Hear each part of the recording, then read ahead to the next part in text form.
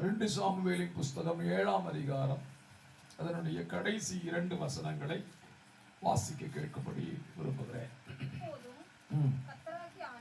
கர்த்தராகிய ஆண்டவரே, நீரே தேவன், உம்முடைய வார்த்தைகள் சத்தியம். தேவரீர் உமது அடியானுக்கு இந்த நல் விசேஷங்களை வாக்குத்தத்தம் பண்ணினீர். இப்பொழுதும் உமது அடியானின் வீடு என்றைக்கும் உமக்கு முன்பாக இருக்கும்படி அதை ஆசீர்வதித்தருளும். கர்த்தராகிய ஆண்டவராகிய தேவரீர் சொன்னீர். உம்முடைய ஆசீர்வாதத்தினாலே உமது அடியானின் வீடு என்றைக்கும் ஆசீர்வதிக்கப்பட்டிருப்பதால். அல்லேலூயா சொல்லுங்க பாப்போம். கடைசி வாக்கியத்தை நம்ம எல்லாரும் சேர்ந்து சொல்லலாமா? உமது அடியானின் வீடு என்றைக்கும் ஆசீர்வதிக்கப்பட்டிருப்பதால். அல்லேலூயா சொல்லுங்க பாப்போம்.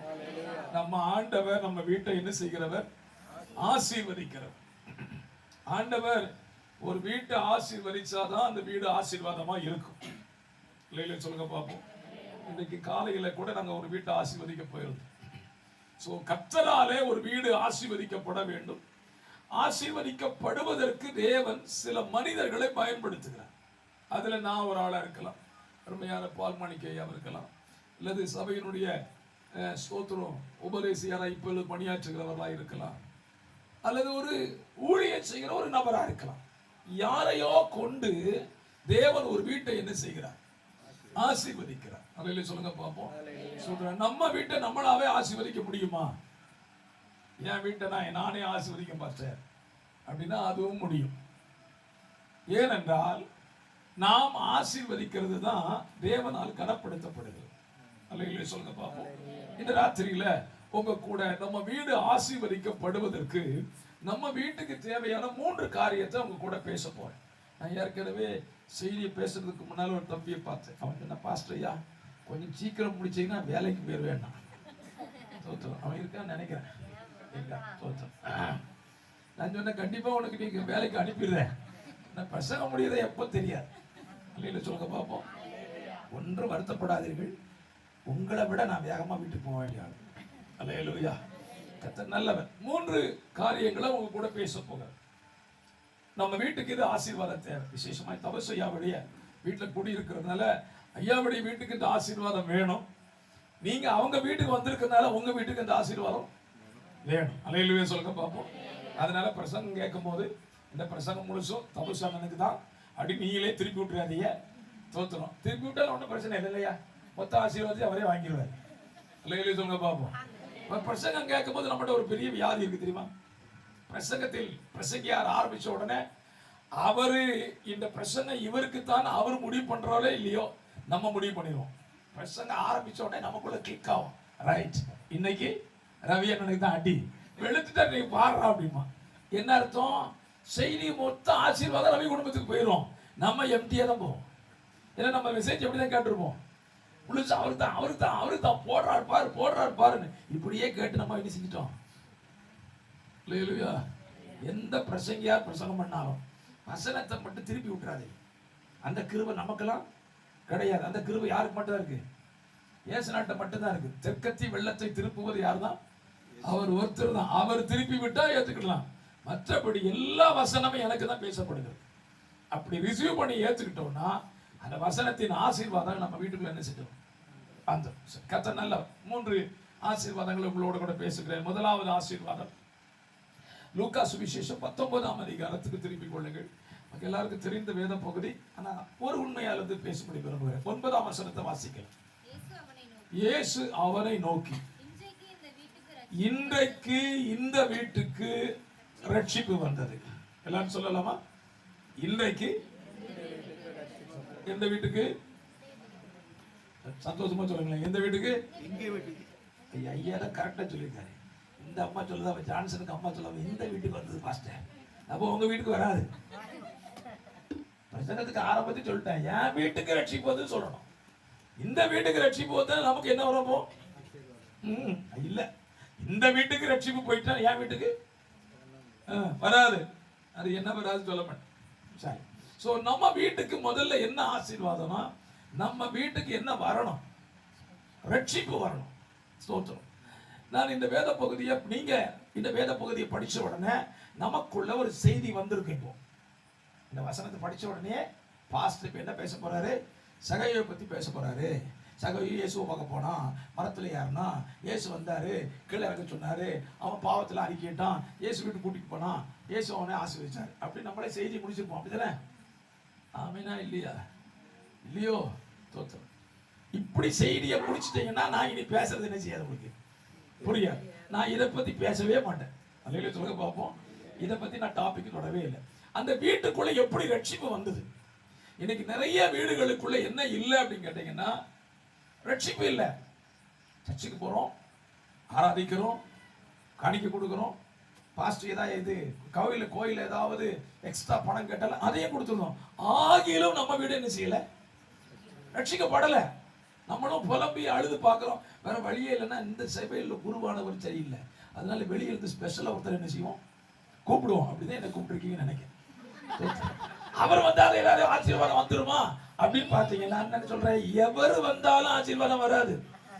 நம்ம வீட்டுக்கு ரட்சிப்பு வேணும்னா நமக்குள்ளே சில மாற்றம் வரும். அல்லேலூயா சொல்லுங்க பார்ப்போம். எனக்குள்ளே மாற்றம் வராமல் என் வீடு என்ன செய்யப்படாது? ரட்சிக்கப்படாது. சரி, சகாய வீடு எப்படி ரட்சிக்கப்பட்டது அப்படின்னா, நீங்க எப்படி தியானிக்கலையோ நான் அதுல இருந்து அவங்க கூட பேசுகிறேன். இந்த சகாய வீடு ரட்சிக்கப்படுவதற்கு முக்கிய காரணம் யாருன்னா சகாயுதான், இயேசு கிடையாது. சகாயுதான் தன் வீட்டுக்கு ரட்சிப்பை கொண்டு வருவதற்கு ரட்சகரை தேடினான். அல்லேலூயா சொல்லுங்க பார்ப்போம். இந்த ராத்திரி சொல்றேன், உங்க வீடு ரட்சிப்பினால அலங்கரிக்கப்படணும் அப்படின்னா நீங்க யாரை தேடணும்? ரட்சகரை தேடணும். ரட்சகர் யார்? உங்க சபையின் போதகர் அல்ல, அவர் ஒரு கருவி, அவ்வளவுதான்.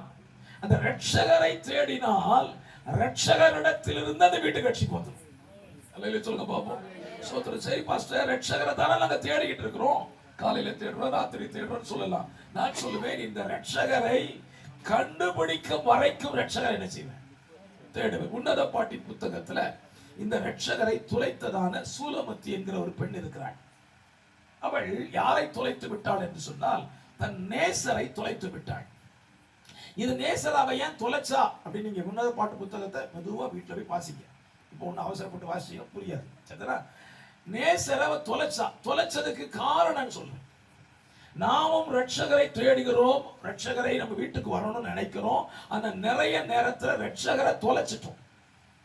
ஏன் தொலைச்சோம் அப்படின்னு கேட்டீங்கன்னா, அதுக்கு ஒரு ரீசன் சொல்றேன்.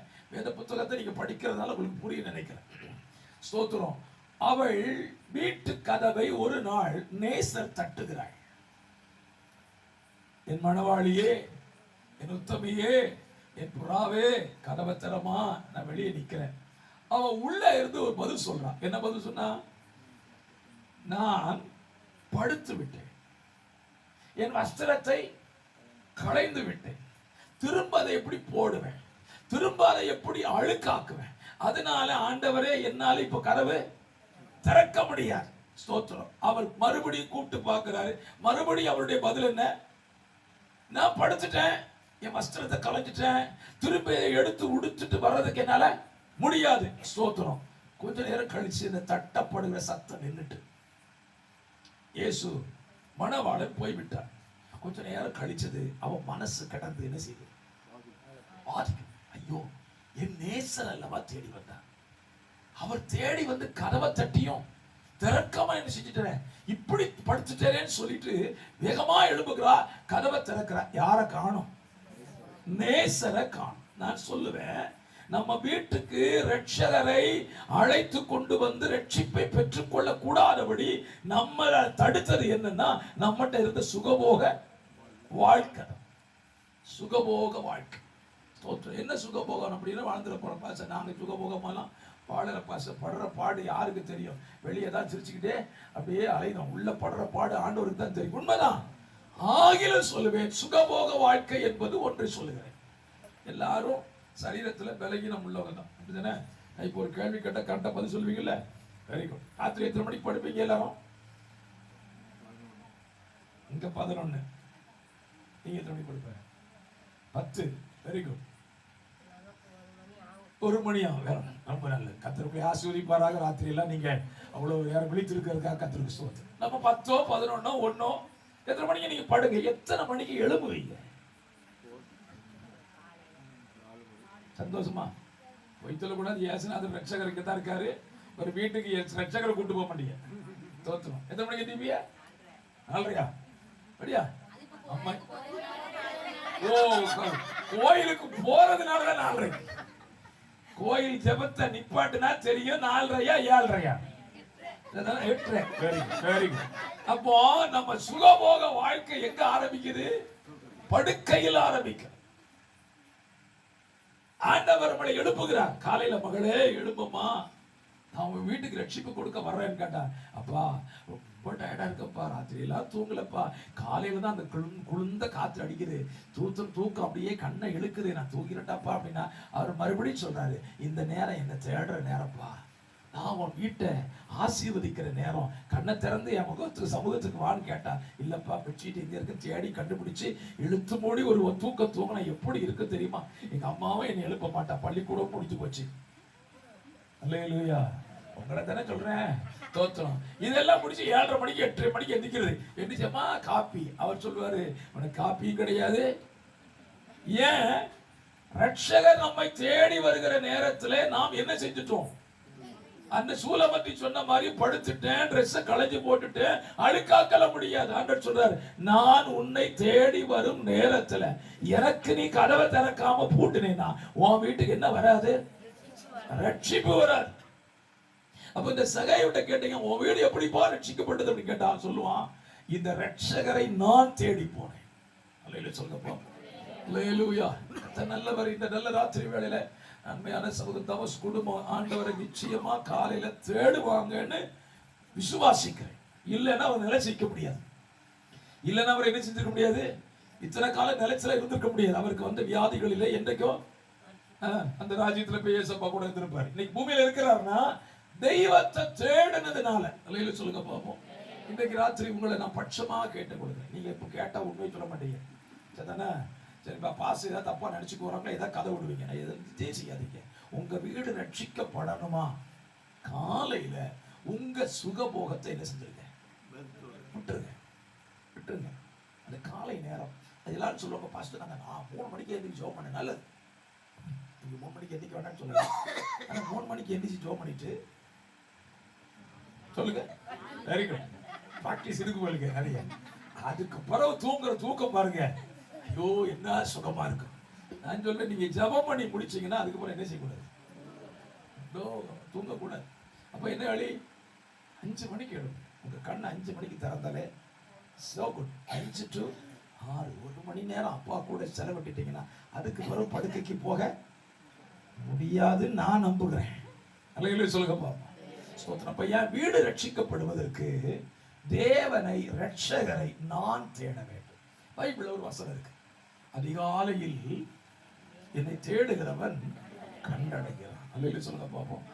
காலையில கர்த்தரை தேடிட்டா என் வீட்டுக்கு என்ன வந்துருது? ரட்சிப்பு வந்துருது. அல்லேலூயா சொல்லுங்க பாப்போம்.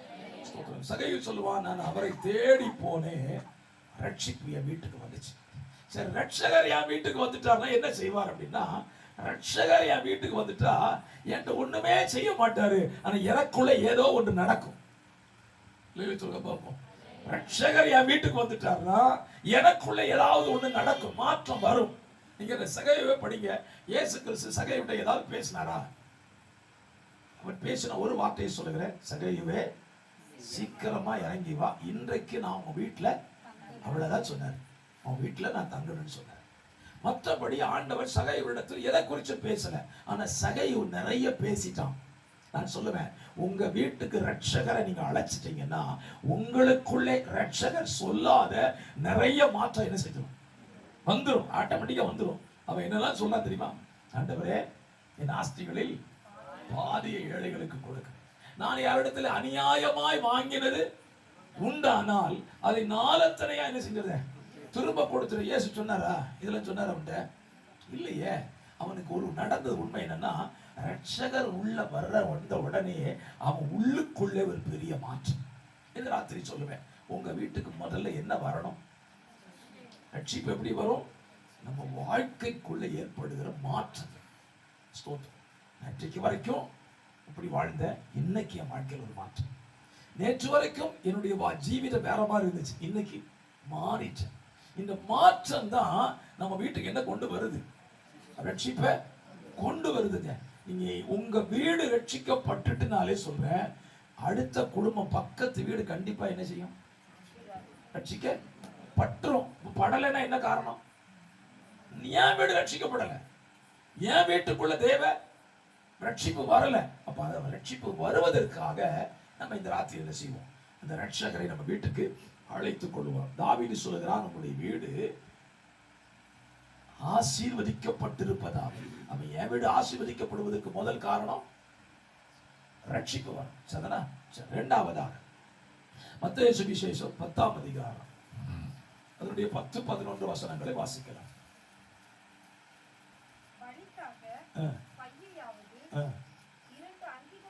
அங்கிகளையாவது பாதரட்சைகளையாவது தேடி வைக்க வேண்டாம். பாத்திரனாயிருக்கிறான், கிராமத்திலாவது பிரவேசிக்கும் பொழுது அதிலே பாத்திரவான் யார் என்று விசாரித்து தங்கியிருங்கள். ஒரு வீட்டுக்குள் பிரவேசிக்கும் போது இரண்டாவது நம்ம வீட்டுக்கு வர வேண்டிய ஆசீர்வாதம் என்ன? வாழ்த்துதலின் ஆசீர்வாதம். ஒரு வீட்டுக்குள்ள வரும்போது என்ன செய்யுங்க? இந்த வீட்டை வாழ்த்துங்கள் என்று சொல்லி ஆண்டவராகிய இயேசு சொன்னார். நான் இந்த வசனத்தை படிச்சு சொன்னேன். எப்படி ஆண்டவரை வாழ்த்துறது? பைபிள்ல முதல்ல வாழ்த்து சொன்னவர்கள் யார் தெரியுமா? வாழ்த்துனது யார் தெரியுமா? முதல்ல வாழ்த்துனது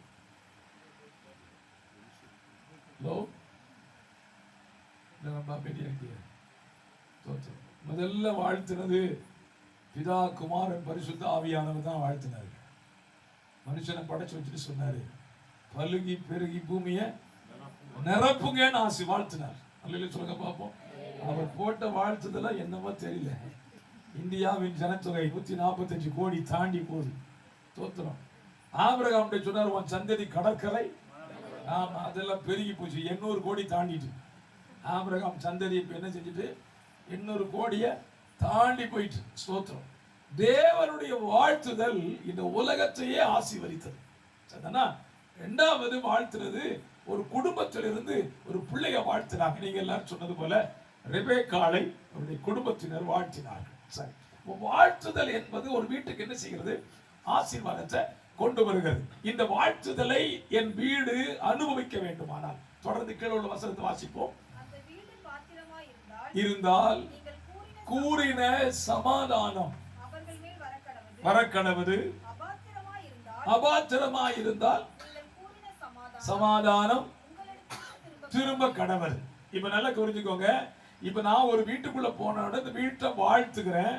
அதுக்கு பாத்திரமானா இருந்தா வாழ்த்துதல் உள்ள போகும், இல்லைன்னா என் கூட திரும்பி வந்துடும். இப்ப இந்த வாழ்த்துதலை எப்படி வாழ்த்துக்கிறேன் அப்படிங்கறத அதுக்கு அடுத்த வசனத்தில் இருக்கு பாருங்க. ஏற்றுக்கொள்ளாமலும் உங்கள் வார்த்தைகளை கேளாமலும் போனார். அப்ப வாழ்த்துதல் எப்படி வருது? நான் உங்க வீட்டுக்கு வரும் பொழுது நீங்க என்ன எப்படி ஏற்றுக்கிறீங்களோ அதை பொறுத்துதான் இருக்கு. வந்துட்டாரப்பா அப்படின்னு சொல்லிட்டீங்கன்னா அது அப்படிதான். பாஸ்டர் வந்துட்டீங்களா, ரொம்ப சந்தோஷம் அப்படின்னு சொன்னா அதுக்கு ஒரு ஆசீர்வாதம். ஐயோ இவர் வேற அன்னைக்கு வந்திருக்காரு அப்படின்னு நீங்க உள்ள இழுச்சிட்டீங்க வச்சுக்கோங்களேன், அன்னைக்கு வாழ்த்துதல் அப்படிதான் இருக்கும். அல்ல சொல்லுங்க பார்ப்போம். நம்மட 2 குணம் இருக்கா இல்லையா? இருக்கா இல்லையா? நீ பாக்குறத பார்த்தா இல்லைன்னு திரும்ப இருக்க. தோத்துறோம். நம்ம வீட்டுக்கு சொந்தக்காரன் வர வச்சுக்கோங்களேன், சொந்தக்காரன் நம்ம வரவேற்கிறத பொறுத்து அவன் கண்டுபிடிச்சிருவோம். சரிதானே? நம்ம அவனை எப்படி ரிசீவ் பண்றோமோ அதை பொறுத்துதான் அவனும் புரிஞ்சுக்கிட்டு வெளியே போவான். அவன் வரும்போது உள்ளக்குள்ள உணவு சத்தம் கேட்கும், வந்துட்டாங்க, எத்தனை நாள் தங்க போறான்னு தெரியலையே, ஏசப்பா சோத்திரம் அப்படிங்கிறதே நம்ம மனசு சொல்லுது. அவன் காதுல கேட்டுருக்கும். அவன் அடுத்த நாள் அண்ணா போயிட்டு விட்டா அப்படி என்னப்பா வந்தோட போறீங்க, இல்லை அது வந்துட்டேன் போயிட்டு வரேன். இதே போலதான் நம்ம வீட்டுக்குள்ள தேவனை தொழுது தேவனை சுமந்து கொண்டு வருகிற தேவ ஊழியர்களை நம்ம எப்படி ஏற்றுக்கிறோமோ அப்படிதான் வாழ்த்துதல் உள்ள வரும். அல்லேலூயா சொல்லுங்க பார்ப்போம். ஸ்தோத்திரம். கர்த்தர் நல்லவர். ஒரு சபைக்கு போகிற ஒரு விசுவாசி வீட்டுக்கு அந்த திருச்சபையின் போதகர் வருகிறத நீங்க என்ன செய்யணும்? விரும்பணும். பாஸ்டர்மாருக்கு ஒரு வழியே இல்லை. போன் பண்ணி பிரதர் இன்னைக்கு உங்க வீட்டுக்கு விசிட்டிங் வர, இன்னைக்கா பாஸ்டர் இன்னைக்கு வேண்டாமே, நீங்க இன்னொரு நாள் வாங்க. இன்னைக்கு இப்படி காலம் மாறிச்சு. ஆனா நாங்க வாழ்ந்த காலங்களில் எங்க வீட்டுக்கு பாஸ்டர் எப்ப வரமாட்டார் நாங்க காத்து கிடப்போம். ஊழியருடைய பாதங்கள் நம்ம வீட்டுல படுகிறதே நமக்கு ஒரு ஆசீர்வாதம். இன்னைக்கு ஜனங்கள் என்ன, அவர் வந்தாருன்னா பாஸ்டர் வரனாலே நமக்கு என்ன செய்யுது? முதல்ல பாக்கெட் அடிக்குது. அப்படிதானே? ஐயா பின்னாலே நல்லா கவனிக்க, பாக்கெட்ல காணிக்க இல்லை, அவர் வந்தா காணிக்க கொடுக்கணுமே. பாஸ்டர் இன்னும் வெளியே நிக்கிறேன், நான் உங்களுக்கு போன் பண்றேன், நீங்க வாங்க. ஓ, ஆண்டவர் சொன்னாரு, உன்னை ஏற்றுக்கிடலன்னா அந்த வீட்டுக்கு நான் என்ன செய்ய மாட்டேன்? பிளஸட கொடுக்க மாட்டேன், ஆசீர்வாதத்தை கொடுக்க மாட்டேன்னு சொல்லிட்டாரு. ஒண்ணு, ஏற்றுக்கொள்றத வச்சுதான் என் வீடு என்ன செய்யும்? ஆசீர்வதிக்கணும். இரண்டாவது, நான் சொல்லுகிற வசனங்களை நீ எப்படி ஏற்றுக்கிறீங்களோ, அல்லேலூயா சொல்லுங்க பாப்போம். ஸ்தோத்திரம். இந்த வசனம் யாருடையது? கர்த்தருடைய வார்த்தை. கர்த்தருடைய வார்த்தையை கர்த்தருடைய ஊழியர்கள் சொல்லுகிறார், அவ்வளவுதான். இந்த வார்த்தையை நீங்க கர்த்தருடைய வார்த்தையை நீ ஏற்றுக்கிட்டீங்கன்னா, நிச்சயமா சொல்றேன், உங்க வீட்டுக்குள்ள வந்தவன் சின்ன பையனோ பெரிய ஆளோ வயசானவரோ பேச தெரியாதவோ கண்ணு தெரியாதோ அவர் தேவ மனுஷனா இருந்து உங்களுக்கு ஒரு வார்த்தை சொன்னார்னா உங்க வீடு கண்டிப்பா வாழ்ந்திருக்கும். ஆமோதிக்கிறவங்க கையை வச்சு அல்லேலூயா சொல்லுங்க பாப்போம். அல்லேலூயா. கர்த்தர் நல்லவர். ஸ்தோத்திரம். ஒரு நம்முடைய வாழ்க்கையில இதெல்லாம் நம்ம அனுபவிச்சதான் அதை ருசிக்க முடியும். நம்ம வீட்டுக்குள்ள வருகிற தேவ மனிதர்கள், தேவ வார்த்தையை சுமந்து கொண்டு வருகிற மனிதர்கள் நம்மை வாழ்த்த வேண்டும். பைபிள்ல இருந்து ஒரு மனுஷிய உங்களுக்கு காண்பித்து கொடுக்கிற 2 ராஜாக்களின் புஸ்தகம் 4ஆம் அதிகாரம் 10ஆம் வசனத்துல, 2 ராஜாக்கள் 4:10ஆம் வசனத்தை வாசிக்கலாம். நாம் மெத்தையின் மேல் ஒரு சிறிய அறை வீட்டை கட்டி அதில் அவருக்கு ஒரு கட்டிலையும் மேஜையையும் நாற்காலியையும் குத்து விளக்கையும் வைப்போம். அவர் நம்மிடத்தில் வரும்போது அங்கே தங்கலாம் என்றார். இந்த சூலமத்தி, இந்த ஸ்தோத்திரம், பெண்ணுக்கு பேரு சூலமத்தி கிடையாது. நம்ம சூலமத்தின்னு படிச்சிருவோம். அந்த ஊர் பேர் தான் சூலமத்தி. சரிதானா? அந்த ஊர்ல ஒரு பெண் கணம் பொருந்தி ஒரு ஸ்திரீ. அந்த ஸ்திரீயினுடைய வீட்டுக்கு எலிசா வந்து போகிறவனா இருந்தான். இந்த எலிசாவை குறிச்சு அவ என்ன கண்டுபிடிச்சு வச்சிருந்தா, தான் புருஷன் சொல்றா, நம்மிடத்திற்கு எப்பொழுதும் வந்து போகிற இந்த தேவனுடைய மனுஷன் எப்படிப்பட்டவன்? பரிசுத்தவான் என்று காண்கிறேன். அவ அந்த மனுஷனை எப்படி ரிசீவ் பண்ணிட்டான்னா, தான் வீட்டுல பரிசுத்தவானா ரிசீவ் பண்றா. அதே போல அவனுக்கு ஒரு வீட்டை கட்டி கட்டில போட்டு சேரை போட்டு டேபிளை போட்டு குத்து விளக்கே வச்சுட்டான். அது ஒரு பெரிய செய்தி. இப்போ அந்த வீட்டுக்கு வந்த மனுஷன் அந்த வீட்டை வாழ்த்துறான் பாருங்க. இந்த தேவ ஊழியன் அந்த வீட்டை வாழ்த்துகிறான். தான் வேலைக்காரனை கேட்கிறான், நமக்கு எல்லா விதத்திலையும் இந்த சகோதரி உதவி செய்யறாள, இவளுக்கு ஏதாவது குறை இருக்கான்னு கண்டுபிடிப்பா. அவன் எல்லாத்தையும் பார்த்துட்டேயா, எல்லாம் ஆசீர்வாதமா தான் இருக்கிறா. ஆனா அவளுக்கு என்ன இல்லை? குழந்தை இல்லை. உடனே அவளை கூப்பிடுறான், ஏமா அடுத்த வருஷம் வீட்டுக்கு நான் வருவேன், அப்பொழுது உன் கையில என்ன இருக்கும்? ஒரு குமாரனை அணைத்து கொண்டிருப்பா என்று சொல்லுகிறார். அந்த ஊழியனை அவ ஏற்றுக்கொண்ட விதத்திற்கு அந்த வீட்டுக்குள்ள ஒரு பெரிய ஆசீர்வாதம் என்ன செஞ்சுட்டு வந்து விட்டது. அல்லேலூயா சொல்லுங்க பாப்போம். அப்படினால இந்த ராத்திரி நான் சொல்லுவேன், உங்க வீட்டுக்குள்ள கர்த்தருடைய வாழ்த்துதல் வரணும்னா நீங்க ஏற்றுக்கொள்ளுகிறதை பொறுத்துதான் வாழ்த்துதல். ஊழியர்களை எப்படி ஏற்றுக்கொள்கிறீர்கள், கர்த்தருடைய வார்த்தையை எப்படி ஏற்றுக்கொள்ளுகிறீர்கள் பொறுத்து தான் ஆசீர்வாதம் வரும். இரண்டாவது, நம்முடைய வீடு வாழ்த்துதலை சுதந்திரிக்கிற வீடாக இருக்க வேண்டும். மூன்றாவதாக, மத்தேயு சுவிசேஷம் 11ஆம் அதிகாரத்தில் ஆண்டவராகிய இரட்சகர் சொன்னதான ஒரு சம்பவத்தை உங்களுக்கு ஞாபகப்படுத்த விரும்புகிறேன். ஸ்தோத்திரம்.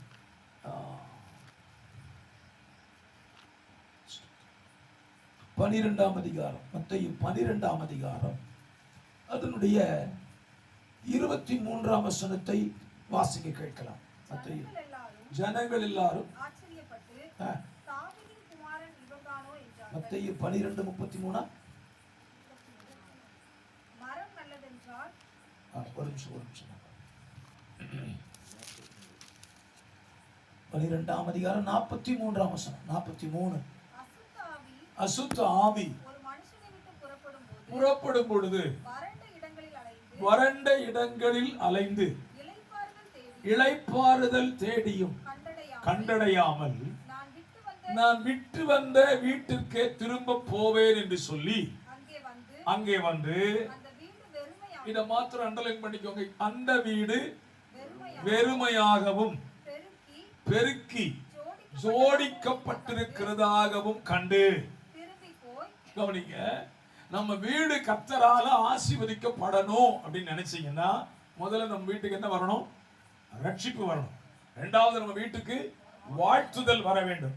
மூன்றாவது நம்ம வீட்டுக்குள்ள வெறுமை இருக்கக்கூடாது. என்ன இருக்கக்கூடாது? வெறுமை. சில வீடுகளுக்குள்ள போனாலே அந்த ஸ்பிரிட் நமக்கு தெரிஞ்சிடும்.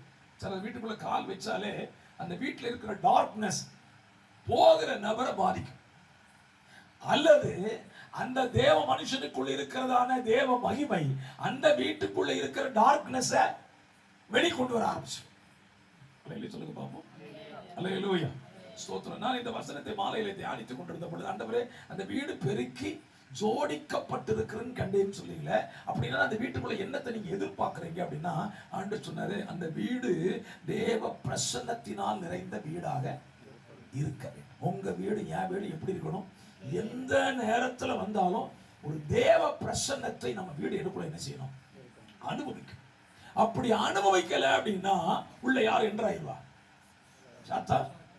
ஆமா ஆமா, அவனுக்கு ஒரு வேலையே கிடையாது. நான் சொல்லுவேன், நான் ஸ்தோத்திரம், அடிக்கடி என்னுடைய ஊழியத்தில் சொல்ல ஒரு வார்த்தை தான் சொல்லுகிறேன். ஸ்தோத்திரம். ஒரு மனுஷனுக்குள்ள ஏற்கனவே ஒரு ஆவி இருக்கு. நமக்குள்ள ஒரு ஆவி இருக்குதா? மனுஷ ஆவி. நம்மகிட்ட ஒரு ஆவி இருக்கு. இது போக எக்ஸ்ட்ரா ஒரு ஆவி இருக்கிறதுக்கு நம்மகிட்ட இடம் இருக்கு. என்கிட்ட ஏற்கனவே ஒரு ஆவி இருக்கு, மனுஷ ஆவி. இது போக எக்ஸ்ட்ரா ஒரு ஆவி என் கூட இருக்கலாம். அந்த ஆவி யாருங்கிறத டிசைட் பண்ண வேண்டியது யாரு தான்? நான் தான். சரி, இப்போ அந்த ஆவி நம்ம கூட சேர்ந்து இருக்கக்கூடிய ரெண்டு ஆவியை சொல்றேன். இதுல எது நம்ம கூட இருக்குன்னு முடிவு பண்ணிடலாம். ஒன்று அசுத்த ஆவி, இன்னொன்று பரிசுத்த ஆவி. இந்த ரெண்டு பேரும் வெளியே நின்று என்ன செய்யறாங்க? உன் கூட நான் தங்கனோடு கேட்கறாங்க. நம்ம யாருக்கு இடம் கொடுப்போம்? சொல்லுங்க. பரிசுத்த ஆவிக்கு இடம் கொடுக்கணும். கரெக்ட், கொடுக்கணும். ஆனா யாருக்கு கொடுத்திருக்கிறோம்? சோதிச்சாதான் தெரியும். உள்ள இருக்கிற ஐட்டம் யாருங்கிறத சோதித்தால் தான் தெரியும். அதெல்லாம் புரிஞ்சுக்கோங்க. அந்த இடத்துல பெலிபிட் சொல்லுகிறது, ஒரு மனுஷனுக்குள் இருந்த அசுத்த ஆவி வெளியே போகிறது. ஜெபம் பண்ணி வசனத்தை கேட்டு அந்த குடும்பம் விடுதலையாக்கப்படுகிறது. விசுவாசத்து குடும்பத்தோட என்ன செய்யலாம்? வெளியே போயிடலாம். போயிட்டு அவனுக்கு என்ன தேவை? எங்கேயாவது ஒரு இருப்பிடம் தேவை. ஆகினால அவன் வனாந்திரத்தை அலைஞ்சு பார்க்குற இடமே கிடைக்கல. அப்போ உனக்கு ஒரு ஆசை, நம்ம விட்டு வந்த வீட்டுக்கு போய் பார்ப்போமே, ஒருவேளை அந்த வீட்டில் கேப் இருந்தா உள்ள போயிடலான்னு வர்றான். வரும்போது இந்த வீடு எப்படி இருக்குதா? வெறுமையாய், அடுத்தது பெருக்கி ஜோடிக்கப்பட்டிருக்கிறதை கண்டா. இந்த ரெண்டு காரியத்தை சொல்ல விரும்புகிறேன். ஒன்று வெறுமை. தேவ பிரசன்னம் இல்லாத இருதயத்துல வாழ்த்துதலும் தங்காது, ரட்சிப்பும் தங்காது, ஆசீர்வாதம் என்ன செய்யாது? தங்காது. தேவ பிரசன்னையா இருதயத்தில் எப்பொழுது நிறைந்திருக்க வேண்டும். ஒன்று, இந்த தேவ பிரசன்னையா இருதயத்தில் நிறைஞ்சிருந்தா எனக்குள்ள என்ன இருக்காது? ஜோடிப்பு இருக்காது. இல்லையா? சொல்லுங்க பாப்போம். ஜோடிப்புனா என்ன? தெரியல. ஜோடிப்புனா என்ன? இவங்களுக்கு கேட்டாதான் தெரியும், எங்களுக்கு தெரியவே தெரியாது. உங்களுக்கு தெரியுமா ஏதாவது? அவருக்கு தெரியாது. நீங்க சொல்லுங்க. மேக்கப். கரெக்டா சொல்லுங்க. ஜோடிப்பு என்னது? மேக்கப். இருக்கிறத விட எக்ஸ்ட்ரா ஃபிட்டிங் சேர்க்கிறது தான் ஜோக்கப். நான் சொல்றேன், எந்த விசுவாசியும் சரி, மேக்கப் லீடரே இருக்காது. ஏசுநாதரே பிரசங்கமா உனக்கு தான் போ. நல்லா சொல்ல போயிருங்க. இருக்கிறத விட எக்ஸ்ட்ரா ஃபிட்டிங் யாரெல்லாம் போடுறாங்களோ அவங்க கிட்ட யார் இருக்காரான்னு அர்த்தம்? நான் சொல்ல மாட்டேன், நீங்களே சொல்லுங்க. கன்ஃபார்மா இருக்கிறான். ஏன்னா பைபிள் அப்படிதான் சொல்லுது, ஜோடிக்கப்பட்டிருக்கிறவங்களுக்குள்ள ஐயா என்றார். நம்ம ஐயா எங்க என்றாவாரு? இருக்கிறத போல இருக்கிறவன் அவர் உள்ள வந்துருவார். ஆமென். காணுங்க. அல்லேலூயா. இன்னைக்கு ராத்திரி நம்ம வீட்டுக்குள்ள யார் இருக்கிறார்? வீட்டுக்குள்ள யார் இருக்கிறா? போனவன் உள்ள வந்து உட்கார்ந்து இருக்கிறானா, இல்ல போன பிறகு அவரே வந்து நம்ம வீட்டுல உட்கார்ந்துட்டாரா? இதை பொறுத்த நம்ம வீடு ஆசீர்வதிக்கப்படும். போனவன் வீட்டுக்குள்ள திரும்ப வந்துட்டான் வச்சுக்கோங்களேன், நம்ம வீடு ஆசீர்வதிக்கப்படாது. முன்னிலைமையை காட்டிலும் பின்னிலைமை கேடு உள்ளதாய் மாறிடும். அப்படியானால் இந்த ராத்திரி தாழ்மையா உங்க எல்லாருக்கும் சொல்லுவேன். ஏன்னா இந்த வசனத்தை பிரசங்கம் பண்ணும்போது எனக்கு சேர்ந்தா சொல்லுவேன். நான் எப்பொழுதுமே தேவ பிரசன்னத்தை விரும்ப நாடுகிறேன். எந்த இடத்துக்கு போனாலும் ஒரு நல்ல ஆராதனை, தேவ பிரசன்னத்தில் நிறைந்து ஆராதிக்கிற ஆராதனை நமக்கு தேவை. அதனால் சொல்லுவேன், இந்த ஸ்தோத்திரம் வீட்டு கூட்டத்தின் மூலமா உங்களுக்கு தயவா கேட்டுக்கொள்கிறேன். உங்க வீடு கர்த்தருக்கு முன்பதாக என்ன செய்யணும்? ஆசீர்வாதமாக இருக்கணும். அதுக்கு ஒரே ஒரு வழி என்ன அப்படின்னா, 3 காரியத்தை மாத்திரம் நீங்க அப்படியே புடிச்சு வச்சுக்கோங்க. என் வீட்டுக்கு என் ரட்சகரை என்ன செய்வேன்? அழைப்பேன். என் வீட்டுக்குள்ள வாழ்த்துதல் இருக்கும்படி நான் பார்த்துக் கொள்வேன். என் வீடை பெருக்கி ஜோடிக்க மாட்டேன். தேவ பிரசன்னத்தை வைத்து காத்துக் கொள்வேன். அல்லேலூயா சொல்லுங்க பார்ப்போம். அல்லேலூயா. தேவ பிரசன்னம் என் வீட்டுக்குள்ள நிறைஞ்சு இருக்கணும்னா நான் என்ன செய்யணும்? அது மாத்திரம் சொல்லி ஜெபிக்க விரும்புகிறேன். தேவ பிரசன்னம் என் வீட்டுக்குள்ள இருக்கணும்னா என்ன செய்யணும்? சிம்பிளா சொல்றேன். நம்ம வீட்டுக்குள்ள வந்தா துதி சத்தமும் பாடல் சத்தமும் கேட்டுக்கிட்டே இருந்த போதுங்க. அல்லேலூயா சொல்லுங்க பார்ப்போம். நம்ம வீட்டுக்குள்ள வரும்போதே என்ன கேட்கணும்? துதி சத்தம், பாடல் சத்தம் கேட்டுக்கிட்டே இருந்தாலே இந்த பிரசன்னத்தை யாரும் அசைக்க முடியாது. ஆமெனா? எப்படி பாச துதிக்கிறது பாடுறது எப்படி முடியும்? நான் சொல்றேன், ஸ்தோத்திரம். இன்னைக்கு நம்ம செல்லு எல்லாரும் கையில் வச்சிருக்கிறோம். ஸ்தோத்திரம். செல்லுல கிறிஸ்டியன்ஸ் பாடல்களை எப்ப தட்டினாலும் வெளியே வந்துருது. ஸ்தோத்திரம். அதே போல உங்க ஹார்ட்டை எப்ப தட்டினாலும் என்ன பாட்டு கேட்கணும்? தேவனை பாடுகிற ஆராதிக்கிற பாடலின் சத்தம் உங்க இருதயத்துல ஓடிக்கிட்டே இருந்தா பாருங்க. எனக்கு ஒரு சகோதரன், நான் எங்க சர்ச்சுக்கு வராரு. அவர் நான் வீட்டுக்கு போகும்போதெல்லாம் பார்ப்பேன், பாத்ரூம்ல நிற்கும்போது பாடிக்கிட்டே இருப்பார். பாத்ரூம்க்கு நீங்களும் அவர் போகிற பாடுவார், நடந்து போகும்போது பாடிட்டே போவார். இப்படிதான் எப்படி இப்படிதான் பாட பாசம் என்ன தெரியல, அது பழகிட்டேன். வேலை செய்யற இடத்துலையும் பாடிட்டே தான் இருப்பான், பாட்டு பாடிக்கிட்டே போவான். அல்லேலூயா சொல்ல பார்ப்போம். சில நேரத்தில் அது வேற மாதிரி திரும்பிடும். அதையும் கொஞ்சம் கவனமாக இருந்துக்கணும். சரி தானே? ஸ்தோத்திரம். ஓவராக பாடிட்டு என்ன செஞ்சிடும்? அப்புறம் நம்மளை கல்லை கொண்டு எரிஞ்சு விடுவான். பாடுகிறது இருதயத்தில் பாடும். இந்த பாடல் பாட பாட பாட நம்ம இருதயத்தை தேவ பிரசன்னம் நிரப்பிடும். அந்த பிரசன்னத்துல நம்ம வீட்டுக்குள்ள போனீங்கன்னா நம்ம வீடு எப்படி மாறிடும்? தேவ பிரசன்னத்தினால நிரப்பி விடும். இந்த தேவ பிரசன்னத்தில் நிரம்புகிற ஒரு மனிதன் அவன் வீட்டுக்குள்ள இருந்தாலும் சரி, ஜெயில இருந்தாலும் சரி, அவன் சூழ்நிலையை மாத்திடுவான். அப்போ செய்ய பவுல் சீலா அவங்க தேவ ஊழியத்தை செஞ்சுட்டு சிறைச்சாலைகளை உள்ள தள்ளிட்டாங்க. சிறைச்சாலைக்குள்ள போனா பவுல் சீலா உட்காந்து அழுதுகிட்டு இருக்கல. அவங்க போன சிறைச்சாலை எப்படி மாத்திட்டாங்க? ஆராதனை கூடமா மாத்திட்டாங்க.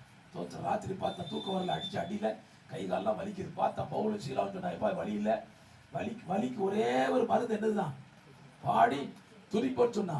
பாடி துடிச்சான். தேவ பிரசனம் இறங்கிச்சு, கட்டு எல்லாம் கலண்டு விழுந்துச்சு. ராத்திரியா ஒரு குடும்பத்தை ரட்சிப்புக்குள்ள நடத்தி ஞானஸ்தான ஆராதனை நடத்திட்டான். அல்லேலூயா சொல்லுங்க பார்ப்போம். தேவ பிரசனம் நம்ம வீடு நிறைஞ்சிட்டுனா ஞானஸ்தானம் எடுக்காதவனா ராத்திரியே என்ன செஞ்சிருவான்? பால் மணிக்கு சொல்லாமலேயே ஞானஸ்தானம் எடுத்துருவான். சோக்கணுமா? கண்களை போடுவோம். அந்த ராத்திரி வேளையில சாந்தமான ஒரு வார்த்தைகளோடு கூட நாம தியானிக்க கர்த்தர் உதவி செய்தார்.